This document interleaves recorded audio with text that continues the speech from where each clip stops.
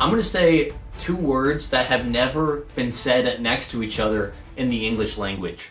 Competitive Ameba. Today we are reapproaching this powerful quick draw gifting deck and diving deep into Ameba's stomach, where apparently there's already a man being decomposed, so that's unsettling. I love Ameba. How could you not love this deck? It just plays the game in such a funny way. It's a version of quick draw that I love because quick draw tries to be too fair, but in Ameba quick draw you are doing some of the most absurdly stupid, unfair things I have ever seen, and I just love it. This is my updated list. I have taken out some of the bad cards, but the entire philosophy remains the same. We are gifting our opponent bad Yu-Gi-Oh cards. We use Creature Swap and Mystic Box, and then we just make them use their bad effects. This is fantastic with Zuczid Samurai number 3. If you gift it to your opponent and then you attack into it, you can draw until you have 7 cards in your hand, which is insane. Plus 7 doesn't really exist in Yu-Gi-Oh besides in this deck, so thank you, I guess. And I don't know why I wasn't doing this in the initial Curse Tech episode, but you can just set Zuczid Samurai number 3. You don't have to summon it in attack position. Like, I was just crashing in and letting my monsters die when you just set the Zuczid Samurai, use Creature Swap, and then attack into the face down Zuczid Samurai. I mean, already just based off that, this version of the deck is a lot better. But also, we've trimmed it down. There's 2 Amebas, 2 Kinkabayus, and there are some better cards. Caius is great. Phoenix Wing Windblast is an incredible trap. It's just a great catch-all to deal with anything to make sure your plays go through. Do you think Ameba will actually be competitive, or do you think I should have just tried to make the Griggle version? Let me know. Let's get into the duels. Ameba Gaming. That is exactly what is happening. We have won the die roll, and I've decided to go first. We're going to set 2 back row and pass the turn. He's going to normal summon a Diamond Dude. This will miss, and then he will declare an attack, and then I will activate 2 Legacy of Yatagarasu to try and draw into a Gors or a Trag.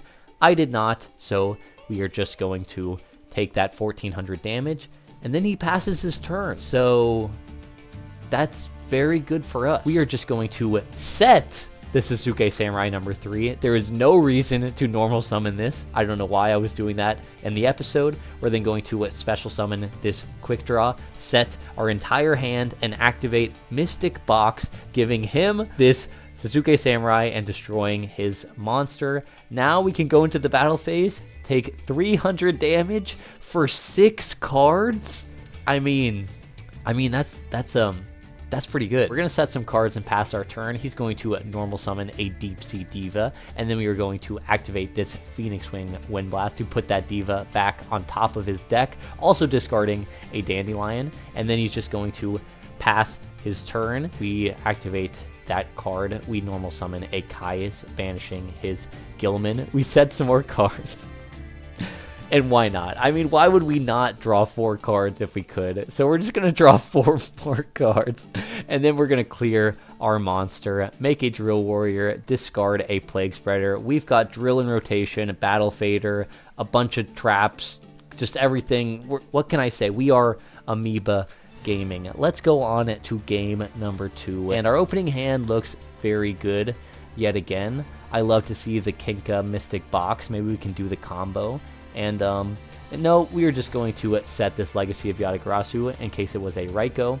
Just kidding, that one is a Raikou. But now we're just going to pass. He's going to flip the Raikou. We will activate Legacy of Yatagarasu, draw a card. So that was very good value-wise for us. He's then going to normal summon a Gilman and attack us for 1900. We decide to not use the Battle Fader, although I probably should have, but it doesn't matter. We're going to special summon this Jester, set the Zuczid Samurai, set this MST, activate Mystic Box. This will give them the Zuczid Samurai and destroy their Snowman Eater, which was face down. We're then going to special summon this quick draw, and you have seen this before. We are going to take 300 damage and then draw 5 cards, and then we're going to make a Drill Warrior, use its effect, discarding that Zuczid Samurai, and pass our turn. The only really hard punish would be the Vanity's Fiend, because we have these Battle Faders, but he does not have the Vanity's Fiend. Yeah, Vanity's Fiend would have been actually terrible, but he doesn't have it, and we can Battle Fader, and we have a bunch of cards, and still no back row. We get back this Drill Warrior. We use it to add this quick draw to our hand, and then we're going to activate 1 for 1, discarding a Battle Fader. We get an Ameba. We're then going to activate Creature Swap. We gift him the Ameba. He takes 2,000 damage. We're then going to tribute summon a Caius. He's going to take 1,000 damage. And then we are going to go into the battle phase. And he is not dead, but he decides to leave the game because, I mean, it's Ameba Gaming. Round 2. We are up against Lightsworns, and our opening hand looks insane as always, but we're just going to pass. He's going to Solar Recharge, draw 2, mill 2. I see that double summon opponent. I see what you're up to. He's then going to set a monster and pass his turn, and we draw a Kinkabayu, and we think for a little while, and then, yeah, why don't we do the removal play? Mystic Box plus Kinkabayu is just removal. You destroy their monster, give them Kinkabayu. It goes back to your hand in the end phase.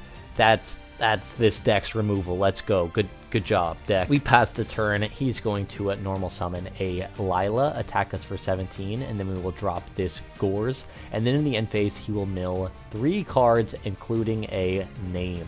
We draw an Ameba. Okay, we're going to normal summon the Ameba, activate Creature Swap, gift our opponent the Ameba, and steal their Lila. No honest for you. They also take 2,000, and now they will take 24 and 17 and 17, and they have 200 life points. Okay, Ameba Gaming. We set a card and end our turn. I am feeling pretty good, but this Heavy Storm makes me feel less good. They're then going to normal summon a Lila, and they did have the Honest, so thankfully that Ameba play worked out pretty well for us last turn. And then in the end phase, they mill a Wolf. Are you kidding me? If they didn't mill that Wolf, we would probably win the game, but they milled the Wolf. So all we can do now is just clear this Lila, turn this token to defense, and set a Dandy and pass our turn. We need to see a few cards. Any card that swaps, Creature Swap or Mystic Box, is insane with the Ameba in the graveyard. Also, Quick Draw would be really good. Caius, Banish itself. You get the idea. There's a lot of good cards, but we just draw a Trag, and then they clear this Dandelion. We get 2 tokens, and then they are just going to set it back row and pass their turn. We draw a Legacy, which is not very good. We're going to set that and pass the turn, and then they are going to Lila to try and pop, but we can chain it. And there he is, the Quick Draw. So he's going to go into the battle phase, clear one of our tokens, and pass his turn. We draw a Battle Fader, which is quite nice if we do not get out of this situation. And then we are just going to special summon this Quick Draw from our hand. We're going to make a Drill Warrior, but my opponent claims to activate this Torrential, which is a very interesting move because I think they forgot they had Necrogardna in the graveyard, but that is fine because we have not normal summoned, so we can normal summon this Kinkabayu. It will revive the Ameba from the graveyard, and even with the Necro in grave, either one of these is lethal. Game number 2.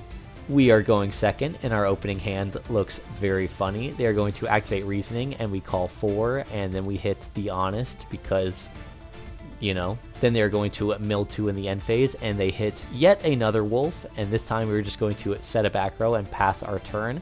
He's going to summon a Lila. We are going to chain that Legacy yet again, and we draw a Caius. He's going to attack us for 1,821, and then we are going to drop Gores for the second game in a row, and then in the end phase, he will mill 5 cards, including a Plague and some names. We're in a pretty bad position. We're going to tribute summon this Caius and banish the Wolf, go into the battle phase, and he does have the Honest, which is, it's quite frankly a little bit devastating. We're going to clear this Lila, set the back row, and pass. he's going to activate Pot of Avarice. That is all fine with me, but our life points are getting very low with that honest damage. He draws 2 cards, then he's going to use Solar Recharge. He's going to draw 2, mill 2, and then he's going to activate another Solar Recharge, draw 2, mill 2, and things are not looking good for me. His grave is fully set up. He has 5 cards, and then he's going to activate Plague Spreader Zombie. We are going to chain this Phoenix Wing Wind Blast, discarding a Kinkabayu, and then he is going to set a monster and pass his turn. We draw the Vanity's Fiend. I decided to side these in, but thinking back, this was a horrible decision. If this was just the Caius, we'd probably be in a better spot. But instead, oh, and then he mills the wolf. I forgot he milled the wolf in the end phase. Yeah, because we could normal summon the Kinkabayu, swap it over. Either one he gives us is good. But instead, he mills that wolf, and we are not in a good position. So we just do the same play anyway. He gives us the Jane. We can clear this wolf and proc the Raikou, and we clear his field, but we need to get very lucky. And let's see, he has Wolf, Reincarnation, and Lila with no JD Engrave. Okay, so maybe we can do this. Just kidding. He top decked the JD. Let's go. Okay, game number 3. Game number 3, Ameba Gaming. You know, it's got Gores, it's got Legacy. I love Legacy. This card is so good, especially with Gores. It's just insane. Oh yeah, he Reasonings, we call 4 yet again. So this card has just been a -1 every time. He's going to use Card Trooper, mill 3 cards, and then we are going to use this Legacy and summon this Gores. My opponent is a little bit sad because, to be fair, that was 3 games in a row, 3 Gores that he's got to deal with. We draw a creature swap, and now let's do some Sasuke Samurai shenanigans. We are going to creature swap. Thankfully, this Card Trooper only has 400 attack, so we are going to get to draw 4 cards, and then get in some damage on top of that. So not too bad for this deck. We also have quite a few more plays to do afterwards, so we're feeling pretty good. In main phase 2, we are going to set some cards, summon Drill Warrior, do this stuff, activate Drill Warrior with Battle Fader Protection. We are feeling pretty good. He's going to activate Solar Recharge. He draws 2 and mills 2. He's going to activate Pot of Avarice yet again. He draws 2 cards, and then he's going to normal summon a Jane. He's going to go into the battle phase, and we are going to activate this Phoenix Wing Wind Blast to put that Jane on top of the deck. And then in main phase 2, he's going to activate double summon, normal summon a Lila, and then pop our back row. That's actually quite good for him, and he mills a wolf and plague in the end phase, so we need to find a way to win this game. We get back this Drill Warrior. This will add back the Quick Draw. We're then going to use the Drill Warrior, discarding the Quick Draw, normal summon this Kinkabayu. This will summon back the Ameba. We can then use Mystic Box to destroy the wolf and give him the Ameba, and then we can attack into the Ameba, and that is 4,400 damage just from that. And then we can kill him through Gores because of that Ameba damage. What can I say? I mean, Ameba Quick Draw, the best way to play Quick Draw? Makes sense to me. Yeah, the deck is insane. I love this deck. I gotta build it in paper. I really do think the Caiuses, the cards I added, the Phoenix Wings, honestly, you could probably put in more traps. The deck just felt so much fun, and as someone that loves creative deck building, it's at that perfect sweet spot of like, it's bad, but it also can do things that are broken enough to justify playing the bad cards. I love this deck. It's more fun, I think, than some of the other decks I've made, like the OTKs. This one actually has an advantage engine. You grind, you compete, you face off against your opponent in a back and forth instead of just summoning a 20,000 attack monster. So I love this deck, and surprisingly, I believe that this deck is powerful. I'm going to, for the first time in Cursed Tech Revisited history, move it up. Should I move it? I mean, it's definitely powerful cardboard, but should I move it up to competitive? I don't know. I think if I did that, people would unsubscribe immediately, so we're gonna move it up to powerful cardboard. This just means in Cursed Tech Revisited, we can move it up once again. But thank you guys so much for watching. I love Ameba. Please try to break this deck with me. I see something in there, and let's prove to Keegan that Creature Swap is the best Yu-Gi-Oh card in Edison format. Yeah, see you guys next time, and have a good one.